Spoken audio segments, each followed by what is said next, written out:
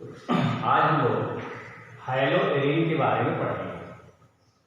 तो हाइलोएरिन क्या है? जो देखिए एरोमेटिक हाइड्रोकार्बन होते हैं, एरोमेटिक हाइड्रोकार्बन।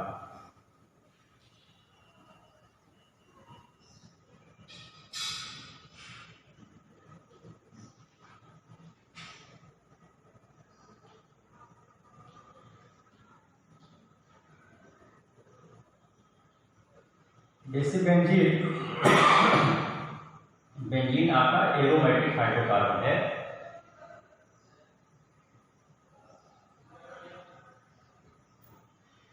अब कोई भी एरोमेटिक हाइड्रोकार्बन है, यदि इस एरोमेटिक हाइड्रोकार्बन से हाइड्रोजन परमाणु का प्रतिस्थापन अगर हाइड्रोजन के द्वारा होता है तो जो यौगिक हमें प्राप्त होगा उसे हम हाइलोएरिन कहेंगे। जैसे जानते हैं कि देखिए सब जगह हाइड्रोजन है, सब देखिए कार्बन है 6 और प्रत्येक से बेंजीन में प्रत्येक कार्बन से एक एक हाइड्रोजन जो है वो जुड़े होते हैं। तो अब यहाँ पर हाइड्रोजन जुड़ा हुआ है, अब इस हाइड्रोजन को यहाँ से हटा दिया जाए और यहाँ पर कोई हाइड्रोजन, हाइड्रोजन माने क्लोरीन, क्लोरीन, ब्रोमीन, आयोडीन, अगर इसमें जोड़ दिया जाए, मतलब H यहाँ से हटा करके हाइड्रोजन इसमें अगर हम जोड़ देते हैं तो जहाँ हाइड्रोजन था वहां पर क्या हो जाएगा? हाइड्रोजन आ जाएगा। देखिए यहाँ पर हाइड्रोजन आ गया। X की जगह क्या हो सकता है? क्लोरीन हो सकता है, क्लोरीन हो सकता है, ब्रोमीन हो सकता है, आयोडीन हो सकता है। तो जब किसी भी एरोमेटिक हाइड्रोकार्बन से हाइड्रोजन परमाणु का प्रतिस्थापन किसी हाइड्रोजन द्वारा होता है तो जो हमें यौगिक प्राप्त होता है उसे हम हाइलोएरिन कहते हैं। अब हाइलोएरिन का जो नामकरण किया जाता है, जैसे यहाँ पर जैसे आपका यहाँ बेंजीन का जो उत्पन्न है कह सकते हैं, ये आपका जो हाइलोएरिन यहाँ पर प्राप्त हुआ वो बेंजीन का जो उत्पन्न है, इसलिए हम इसको कह सकते हैं कि हाइलोबेंजीन है। अब देखिए इसका नामकरण हम किस प्रकार से करते हैं। अब यहाँ पर X की जगह हम कुछ भी रख सकते हैं।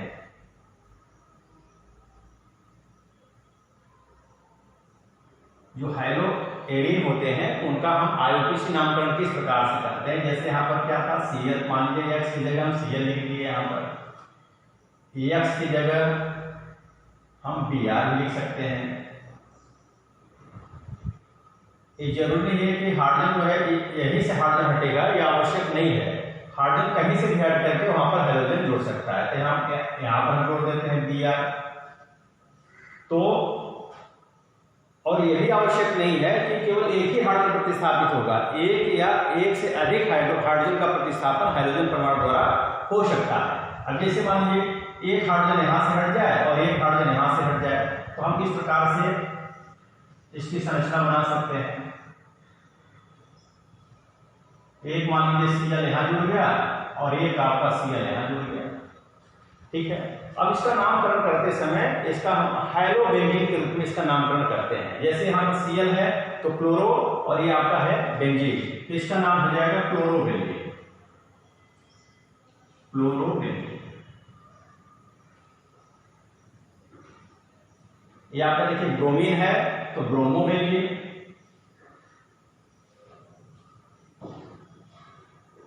इसी प्रकार से अब देखिए यहाँ पर 2 क्लोरीन आ गया या 2 हाइड्रोजन आ गया, तो देखिए 1 2, तो पहले और दूसरे कार्बन में क्लोरीन है, इसका नाम हो जाएगा 1,2 डाइक्लोरोबेंजीन।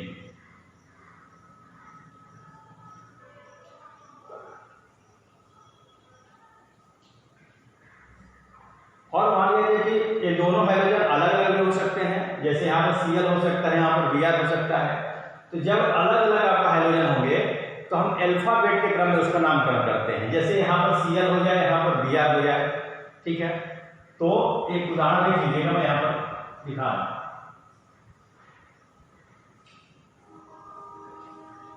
जैसे यहाँ पर Cl हो जाए और यहाँ पर Br हो जाए, तो देखिए अल्फाबेट के क्रम में Br माने ब्रोमो पहले आएगा और क्लोरो बाद में आएगा, तो एक इसको नंबर दे देंगे और 2 इसको दे देंगे।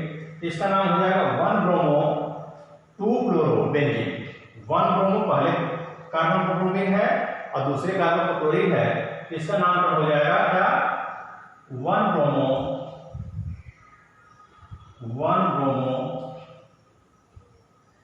2 क्लोरो बेंजीन। इस प्रकार से इसका हम लोग नामकरण करते हैं। अगला टॉपिक इसी में है कि जो हाइड्रोएरिन होते हैं उसमें जो कार्बन, देखिए यहाँ पर कार्बन और हाइड्रोजन के बीच में जो बंध है इसकी प्रकृति क्या होती है, उसकी नेचर क्या होती है। तो अगला आपका हेडिंग होगा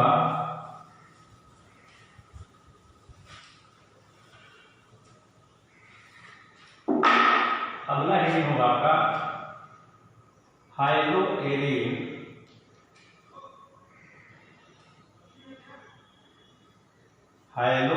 में CH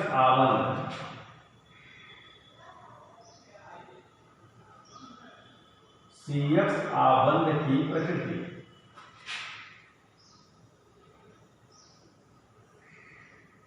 ठीक है, नेचर ऑफ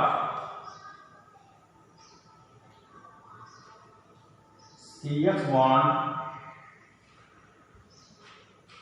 इन हाइड्रोएरिन्स।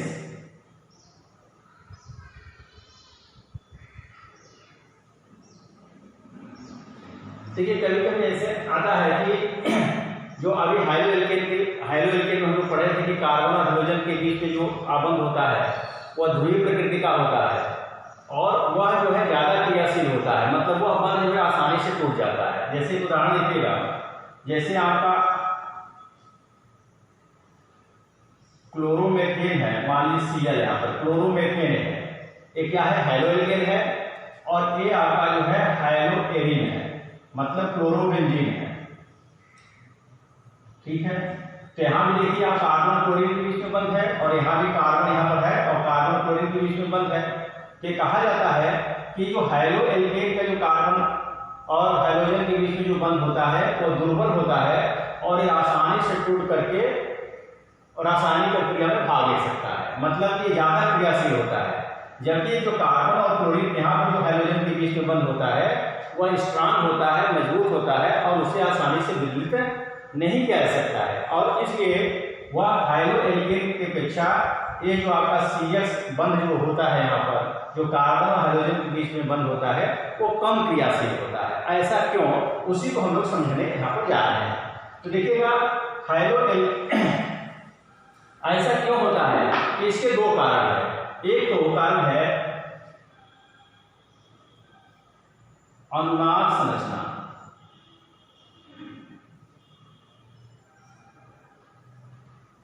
क्या बताया गया ये आपको कि जो हाइड्रोएरिन में कार्बन और हाइड्रोजन के बीच में बंध होता है वो ज्यादा मजबूत होता है इन कंपैरिजन टू हाइड्रोएल्केन में जो कार्बन और हाइड्रोजन के बीच में बंध होता है। तो उसका कारण क्या है, पहला है अनुनाद संरचना, इसको थोड़ा सा हम लोग ध्यान से देखेंगे।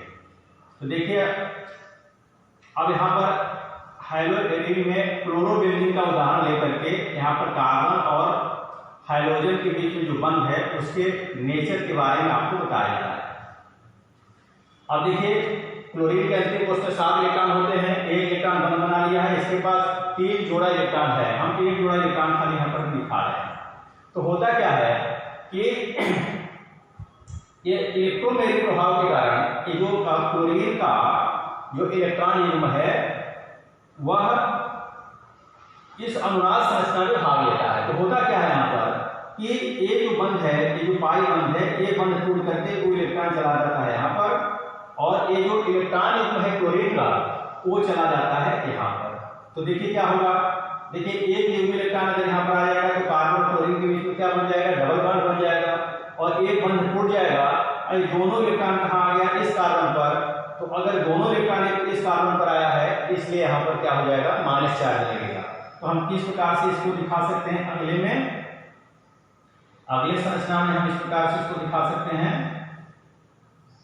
देखिए कार्बन और क्लोरीन के बीच में यहाँ पर एक डबल बॉन्ड लग जाएगा और चूंकि ये इलेक्ट्रॉन यहाँ पर आया है, ये रिंग के अंदर जा रहा है, मतलब बेंजीन रिंग के अंदर ये जो इलेक्ट्रॉन जा रहा है, इसलिए यहाँ पर क्या हो जाएगा, प्लस चार्ज हो जाएगा और ये बंद टूट जाएगा, ये दोनों इलेक्ट्रॉन यहाँ पर आ गया और यहाँ पर माइनस चार्ज लग जाएगा, ये आपका बंद रहेगा और ये आपका बंद रहेगा।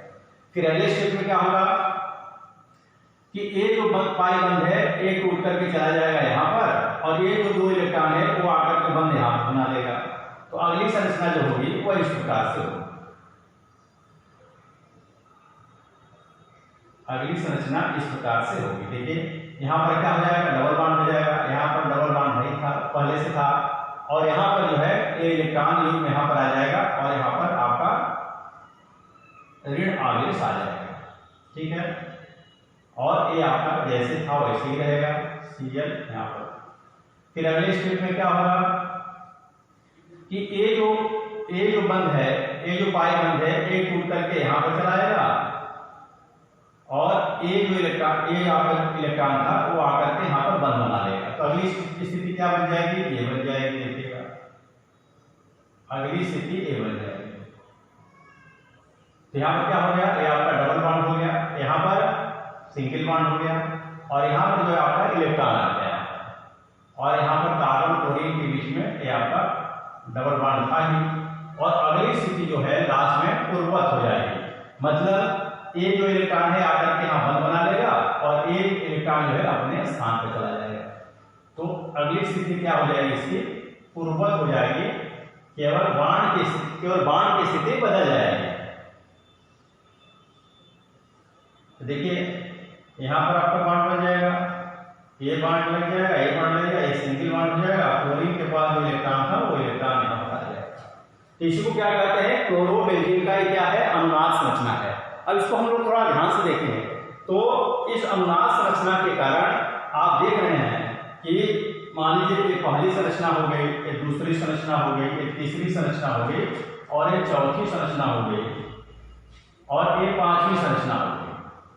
अगर हम इसको ध्यानपूर्वक देखें तो दूसरे, तीसरे और चौथे संरचना जो अनुनाद संरचना है क्लोरोबेंजीन का, तो उसमें देखिए कार्बन और क्लोरीन के बीच में यहाँ पर डबल बॉन्ड यहाँ पर बन रहा है। तो यहाँ पर डबल बॉन्ड बनने के कारण क्या होगा, अब डबल बॉन्ड बन गया तो क्या होगा, अब कार्बन और क्लोरीन के बीच की दूरी कम हो जाएगी। देखिए सिंगल बॉन्ड होता है तो उसकी लंबाई अधिक होती है, डबल बॉन्ड होता है उसकी लंबाई कम हो जाती है। तो एक कार्बन क्लोरीन के बीच में जब दूरी कम हो जाएगी तो जो आकर्षण बल है वो मजबूत होगा, और उस आकर्षण बल को तोड़ने के लिए हमें अधिक ऊर्जा की आवश्यकता होगी। इसलिए इस बंध को, कार्बन क्लोरीन के बीच में जो बंध है, इस बंध को आसानी से हम नहीं तोड़ सकते हैं। इसलिए हम कह सकते हैं कि जो हाइड्रोजन का जो कार्बन और हाइड्रोजन के बीच में जो बंध होता है, कार्बन और क्लोरीन, हाइड्रोजन कुछ भी कोई भी ले सकते हैं, तो जो कार्बन और क्लोरीन के बीच में जो बंध होता है वो ज्यादा मजबूत होता है हाइड्रोजन के कार्बन और हाइड्रोजन के बीच जो बंध होता है उसके अपेक्षा। तो एक तो कारण हो गया कि अनुनाद संरचना के कारण ये बंध जो है बहुत मजबूत होता है, इसलिए आसानी से विदलित या नहीं टूट सकता है, और नहीं टूटेगा तो क्या होगा, रासायनिक क्रिया में जो है वो आसानी से वो भाग नहीं ले सकता, अर्थात एक कम क्रियाशील होता है। माने हाइड्रोजन जो होते हैं वो कम क्रियाशील होते हैं हाइड्रोजन के अपेक्षा। ठीक है, एक तो आपका ए है, और एक चीज थोड़ा सा यहाँ पर संरचना में अभी आगे भी कभी आएगा तो इसको थोड़ा सा देखेंगे। इस अनुनाद संरचना के कारण हम लोग देख रहे हैं, इस अनुनाद संरचना के कारण आप देखिएगा जैसे आपका क्लोरीन है तो एक क्लोरीन है तो ये आपका आर्थो पोजीशन होता है, एक मेटा पोजीशन होता है, और एक पैरा पोजीशन होता है। इधर से आप देखेंगे तो ये आर्थो होगा, ये मेटा होगा, और एक पैरा पोजीशन होगा। तो आप देखिएगा अनुनाद संरचना के कारण देखिए ये जो ऋण आवेश है वो कहां पर आया है, आर्थो पोजीशन पर। यहाँ पर देखिए आर्थो पोजीशन पर आया है। यहाँ पर ऋण आवेश कहाँ है, वो पैरा पोजीशन पर है। यहाँ पर ऋण आवेश कहाँ है, आर्थो पोजीशन पर है। तो हम कह सकते हैं कि यहाँ हाइड्रोजन में अनुनाद संरचना के कारण आर्थो और पैरा पोजीशन पर इलेक्ट्रॉन घनत्व बढ़ जाता है, और इलेक्ट्रॉन घनत्व जब बढ़ जाता है तो कोई भी इलेक्ट्रोफिलिक जो अटैकिंग एजेंट होते हैं, मतलब इलेक्ट्रॉन्स में ही आक्रमणकारी अभिकर्मक जो होते हैं, वो आकर के आर्थो और पैरा पोजीशन पर अटैक करते हैं। इसलिए हम कह सकते हैं कि जो हाइड्रोजन का जो हाइड्रोजन होता है वो आर्थो पैरा डायरेक्टिंग निदेशक समूह होता है, या आर्थो पैरा डायरेक्टिंग ग्रुप होता है। मतलब इसकी उपस्थिति से कोई भी आक्रमणकारी विकर्मक आएगा तो आर्थो और पैरा पोजीशन पर अटैक करेगा। क्यों करेगा? क्योंकि इस रिजोनेंस स्ट्रक्चर के कारण, इस अनुनाद संरचना के कारण आर्थो और पैरा पोजीशन पर इलेक्ट्रॉन घनत्व बढ़ जाता है, और इलेक्ट्रॉन घनत्व जब बढ़ जाता है तो इलेक्ट्रॉन से विकर्मक वही आक्रमण करते हैं जहां पर इलेक्ट्रॉन की अधिकता होती है। तो एक तो कारण हुआ अनुनाद संरचना का, कार्बन और हाइड्रोजन के बीच में जो बंध है मजबूत है, उसका ये कारण है आपका अनुनाद संरचना। दूसरा कारण है CX आबंध में, जो CX आबंध है मतलब कार्बन और क्लोरीन हाइड्रोजन के बीच में जो आबंध है, आबंध में कार्बन पर संकरण, हाइब्रिडाइजेशन। तो थोड़ा सा देखा जाए, अगर क्लोरोबेंजीन का हम उदाहरण ले लिया जाए तो आप देखिएगा यहां वाली जो क्लोरीन है, तो हम पूछेंगे कि इस ये जो कार्बन और क्लोरीन है, ये कार्बन पर किस प्रकार का संकरण है। तो देखिएगा ये कार्बन को ध्यान से देखिएगा, यह कार्बन जो है कितने सिग्मा बंध से जुड़ा हुआ है उसको देख लेंगे तो आपको पता चल जाएगा। देखिए एक सिग्मा बंध है, एक सिग्मा बंध है और एक सिग्मा बंध है, माने सिग्मा बंधों की संख्या कितनी है? 3। मतलब हम कह सकते हैं संकरित आर्बिटल। सिग्मा बंध कैसे बनते हैं? संकरित आर्बिटलों के द्वारा बनते हैं। तो हम कह सकते हैं यहाँ पर संकरित आर्बिटलों की संख्या कितनी है? 3 है। अगर संकरित आर्बिटलों की संख्या 3 है तो इसमें sp2 संकरण होगा, sp2 संकरण, sp2 हाइब्रिडाइजेशन होगा। हाइड्रोजन में जो कार्बन पर जो है sp2 संकरण होता है, जबकि हाइड्रोएल्केन की थोड़ा सा बात करें तो हाइड्रोएल्केन का उदाहरण ले लें अगर क्लोरोमेथेन का, तो देखिए क्लोरोमेथेन का अगर ध्यानपूर्वक देखा जाए तो देखिए ये आपका क्लोरोमेथेन है, मतलब हाइड्रोएल्केन है। अब यहाँ पर देखिए कि यह कार्बन जो है वो 4 सिग्मा बंध से जुड़ा हुआ है, 1 2 3 4, हम कह सकते हैं 4 संकरित आर्बिटल है, और 4 संकरित आर्बिटल है तो यहाँ पर sp3 संकरण होगा। ठीक है, अब थोड़ा सा देखा जाए, अगर sp2 संकरण है मतलब एक s ऑर्बिटल और 2 p ऑर्बिटल इसमें संकरण में भाग ले रहा है, तो हम कह सकते हैं कि कितना प्रतिशत s ऑर्बिटल है, s ऑर्बिटल की सहभागिता कितनी है? तो हम कह सकते हैं 33.33% है। ठीक है, और यहां पर अगर हम देखें sp3 संकरण में एक s ऑर्बिटल है और 3 p ऑर्बिटल है, तो यहां पर s ऑर्बिटल की सहभागिता कितनी है? केवल 25% है। तो जब संकरण में s ऑर्बिटल की सहभागिता जितनी अधिक होती है, ठीक है, वह परमाणु जो है वो ज्यादा ऋण विद्युतीय होता है, मतलब उसकी इलेक्ट्रोनेगेटिविटी जो है अधिक होती है। मतलब तुलना करें इस कार्बन और इस कार्बन की, तो यहाँ पर s ऑर्बिटल की जो सहभागिता है वो 25% है, और यहाँ पर s ऑर्बिटल की सहभागिता जो है 33.3% है, मतलब यहाँ पर अधिक है।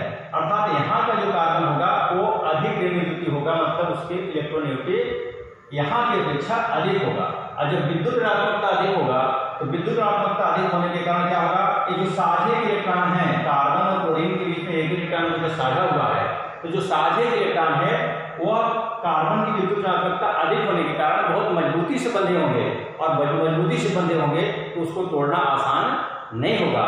इसलिए इस बंध को जो है आसानी से विदलित नहीं किया जा सकता, जबकि इसे आसानी से विदलित किया जा सकता है। इसलिए ज्यादा क्रियाशील होगा और ये कम क्रियाशील होगा।